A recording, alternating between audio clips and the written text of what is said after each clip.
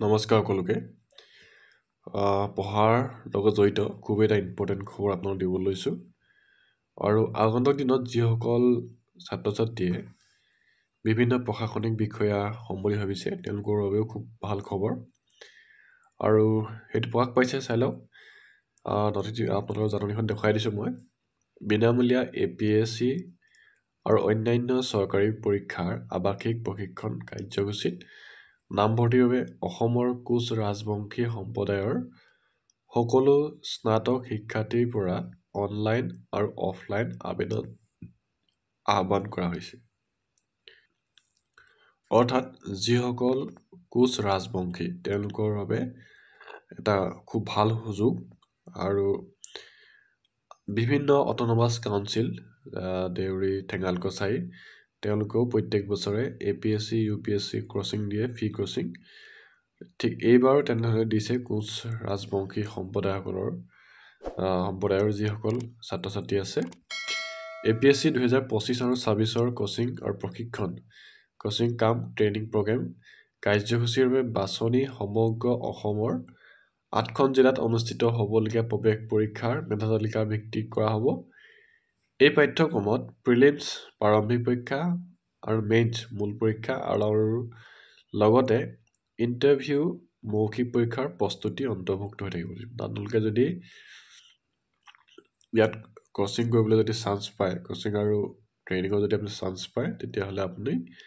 prelims mains আৰু ইণ্টাৰভিউৰ কাৰণে আপোনাক সাজু কৰি তুলিব ইয়াত দিছে কাৰ্যসূচী মূল বিষয়সমূহ দিছে বিজ্ঞাপন প্ৰকাশ আৰু আবেদন আৰম্ভণিৰ তাৰিখ দিছে 24 ফেব্ৰুৱাৰী সোমবাৰ ইতিমধ্যে চলি আছে অনলাইন আবেদনৰ শেষ তাৰিখ 5 মাৰ্চ 2025 বুধবাৰ বেছি দিন নাই যোগ্যতাৰ মানদণ্ড অসমৰ কোচ ৰাজবংশী সম্প্ৰদায়ৰ স্নাতক শিক্ষাৰ্থী আৰু ইয়াৰ এটা দিছে অনুগ্ৰহ কৰি মন কৰিব যে চূড়ান্ত ষান্মাসিক স্নাতক শিক্ষাৰ্থীসকল এই কাৰ্যসূচীৰ বাবে আবেদন কৰিবলৈ যোগ্য নহয় অৰ্থাৎ যিসকল 6 ছেমিষ্টাৰত পঢ়ি আছে তেওঁলোকে ইয়াত এপ্লাই কৰিব নোৱাৰিব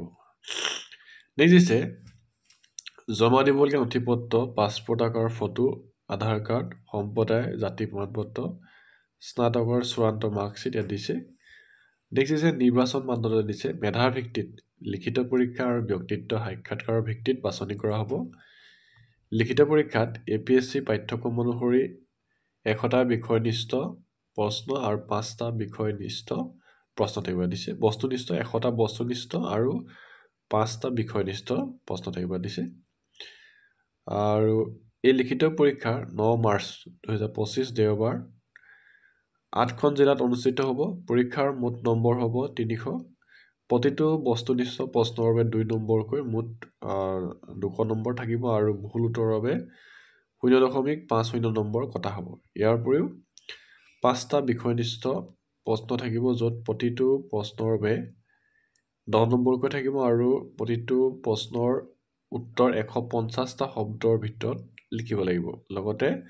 50 নম্বৰ ব্যক্তিত্ব পৰীক্ষা সাক্ষাৎকাৰ থাকিব দিছে আপোনালোকক MCQ দিছে 100টা আৰু সাবজেক্টিভ টাইপ আপোনালোকৰ 5টা থাকিব দিছে প্ৰৱেশ পত্ৰ এডমিট কাৰ্ড মাৰ্চ প্ৰকাশ পাব আপোনালোকৰ 7 মাৰ্চত শুকুৰবাৰ দিছে আৰু ইয়াত ৱেবছাইটটো দিছে csap.co.in darpan.dice-kr ৱেবছাইট দিছে লিখিত পৰীক্ষাৰ তাৰিখ 9 মাৰ্চ 2025 দেওবাৰ লিখিত পৰীক্ষাৰ স্থান প্ৰৱেশ পত্ৰত ঘোষণা কৰা হ'ব ইয়াত দিছে লিখিত পৰীক্ষাৰ ফলাফল 17 মাৰ্চ সোমবাৰ ব্যক্তিত্ব পৰীক্ষা সাক্ষাৎকাৰ তাৰিখ 23 মাৰ্চ ব্যক্তিত্ব পৰীক্ষা সাক্ষাৎকাৰৰ স্থান লিখিত পৰীক্ষাৰ ফলাফলৰ পত্ৰত ঘোষণা কৰা হ'ব চূড়ান্ত ফলাফল ঘোষণা তাৰিখ এতিয়ালৈকে ঘোষণা কৰা হোৱা নাই পাঠ্যক্ৰমসমূহে 12 মাহ এপ্ৰিল 2025 মাৰ্চ 2026 দিছে প্ৰশিক্ষণ কাৰ্যসূচীত গুৱাহাটীৰ শিক্ষাৰ্থীসকলৰ থকা খোৱা খৰচৰ বাবে বৃত্তি অন্তৰ্ভুক্ত থাকিব শ্ৰেণী আৰম্ভ তাৰিখ এপ্ৰিল 2025 যোগাযোগৰ বাবে ইমেইল দিছে darpan.csap@gmail.com অনলাইন ফৰ্ম লিংক উপলব্ধ ইয়াত দিছে csap.co.in darpan -KRA দিছে গতিকে আৰু ইয়াৰ যিখিনি নিৰ্দেশনাৱলী আছে সেইখিনি আপোনালোক দেখাই দিম গতিকে আপুনি যদি যোগ্য দেৰি নকৰিব আৰু অতি সোনকালে এপ্লাই কৰক 5 তাৰিখ লাষ্ট ডেট আৰু এপ্লাই কৰাৰ ক্ষেত্ৰত কিবা অসুবিধা হ'লে আমাৰ সৈতে যোগাযোগ কৰিব পাৰিব আমি আপোনালোকক সহায় কৰিম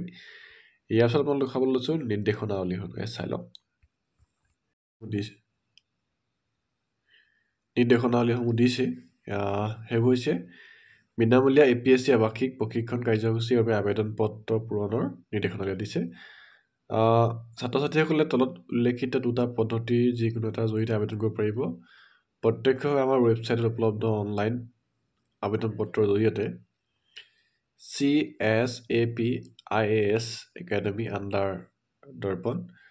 চতুৰ্থ মহলা দিছে দিৰাং আৰ্কিড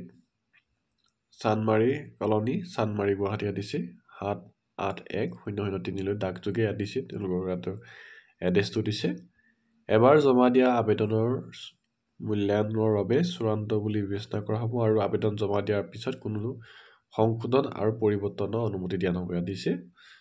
অনলাইন আবেদন কৰিবলৈ অনুগ্ৰহ কৰি আমাৰ ৱেবছাইট দিছে csap.co.in দৰ্পণ KR লৈ আপোনালোকে পাৰিব ডাকযোগে আবেদন কৰিবলৈ অনুগ্ৰহ কৰি তলত পদক্ষেপসমূহ অনুসৰণ কৰক আমাৰ ৱেবছাইট দিছে লৈ যাওক অফলাইন আবেদন পত্ৰ ডাউনলোড কৰক সকলো বিৱৰণ সম্পূৰ্ণ সঠিকভাৱে পূৰণ কৰক প্ৰযোজ্য সকলো নথিপত্ৰ প্ৰিণ্ট আউট কপি মূল পত্ৰৰ লগত সংলগ্ন কৰক সকলো নথিপত্ৰ শেষ তাৰিখ আগতে ওপৰত উল্লেখিত আমাৰ পঞ্জীকৃত ডাক ঠিকনাত পঠিয়াওক দিছে আৰু ইয়াত দিছে অসম্পূৰ্ণ আবেদনৰ প্ৰাৰ্থিত্বৰ বাবে বিবেচনা কৰা নহ'ব জমা দিয়া সকলো নথিপত্ৰ মূল্যায়নৰ বাবে সঠিকভাৱে সংলগ্ন কৰা হ'ব গতিকে আপুনি বিশেষ মোৰ দৃষ্টিত আপোনালোকে অনলাইন আবেদন কৰাই ভাল অফলাইন আপোনালোকৰ খেলিমেলি হ'ব পাৰে বা আপোনালোকৰ সময়মতে নাপাবও পাৰে যদি আপোনালোকে এতিয়াও এপ্লাই কৰা নাই আপোনালোকৰ যিসকল বন্ধু বান্ধৱী আছে তেওঁলোকক জনাওক যাতে তেওঁলোকে আগন্তুক দিনত APSC হওক বা অন্যান্য যিকোনো এটা চাকৰিত আপোনালোকে যাতে নিযুক্তি লাভ কৰে তাৰ বাবে আপোনাক শুভেচ্ছা জনালোঁ আৰু প্ৰথমবাৰ যদি আপুনি ভিজিট কৰিছে আমাৰ চেনেলটো তেতিয়া আপুনি যদি ভিডিঅ'টো ভাল লাগিছে এটা লাইক আৰু এটা ছাবস্ক্ৰাইব কৰি দিব